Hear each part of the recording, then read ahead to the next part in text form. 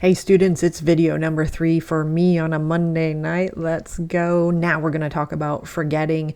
We've covered memory. We've covered the types of memory, the processes, the stages of memory. So let's talk about what makes us forget stuff. It's encoding failure. It's retrieval failure. It's all of the things.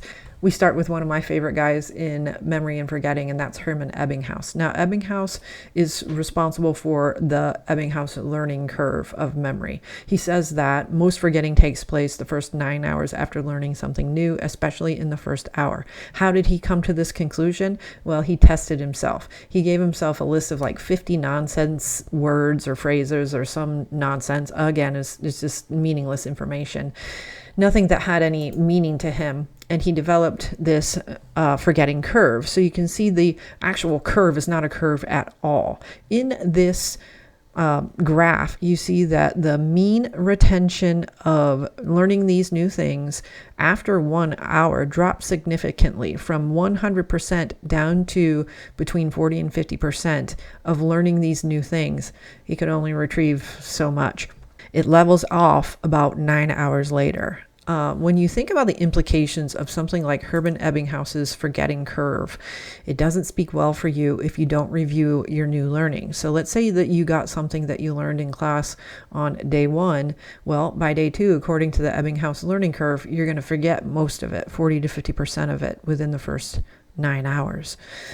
One way you can prevent that is to invest in just short review sessions or the method of savings. This is the difference between the number of repetitions needed to learn a list of items and the number to relearn it.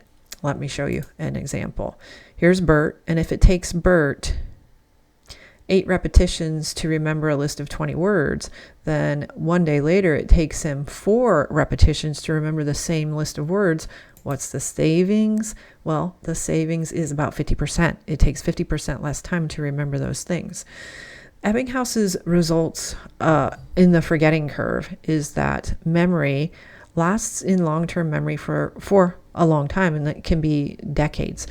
But it takes practice, and that's what we don't want to hear. Learning takes practice, just like shooting a free throw, just like anything else in our lives. Look, when you hear the term muscle memory, it's actually not your muscles, it's your brain's memory. And that comes with repetition and practice. Hermann Ebbinghaus was onto something. Hermann Ebbinghaus was onto something about learning, and I'll share more with you as usual in class because I love that stuff. All right, one of the things that keeps us from retrieving information is decay. We forget. If we don't use information, it erodes over time. You go into the store with a list of 10 things. The chances that you come out with all 10 things is pretty low if you haven't worked at it, if you didn't write it down, if you didn't retrieve it accurately. We mentioned interference in a previous lesson. Interference is one of the things that interrupts memory through the presence of other information. So as you are learning new information throughout the school day, you have all this stuff in your short-term memory, and short-term memory has to butt stuff out because it is limited in storage space. Now your long-term memory, on the other hand, remember, is unlimited, but it's harder to find something in a particular memory. The 2 ways that interference impacts us is proactive and retroactive interference, and they look like this. Proactive is when older information interferes with recall of new information, and then retroactive is when learning new information interferes with the older information. That's just the definitions for right now. I will play around with those in class with you and teach you ways to remember it. All right, other forms of forgetting. Now, different types of forgetting include repression. Now, this was a defense mechanism that was first talked about by Sigmund Freud, his daughter Anna Freud, where we make unconscious attempts to forget past information. And this is usually, for Freud, it was past abuse, something that happened in our childhood, something that's in our unconscious. We repress those memories because they're old and painful, and it doesn't serve us to remember them. And so we just push them down into our unconscious mind. We don't think about them. Another one is called suppression, where we make a conscious attempt not to think about things and try to actually forget about it. In addition, we have different sorts of amnesia. You have your retrograde amnesia, which is the loss of memory of events prior to an injury. So if somebody got hurt, they may have trouble remembering like who they were, what happened prior to the injury, all the past life. And then anterograde is what we might forget going into the future. Anterograde is what HM had. If you remember, he could not make present memories. So he could remember things when the stock market crashed. He could remember all that, but he could not remember into the future.